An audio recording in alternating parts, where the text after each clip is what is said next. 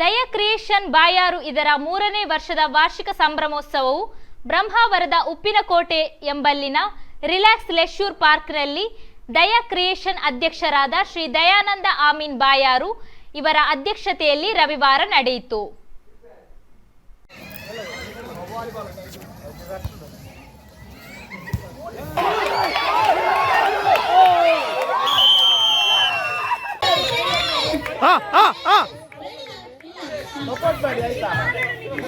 ಕಮಾನ್ ಕಮಾನ್ ಅನಿಯೇ ನವೀನ good ಜೋರಾಗಿ tight ಮಾಡಿ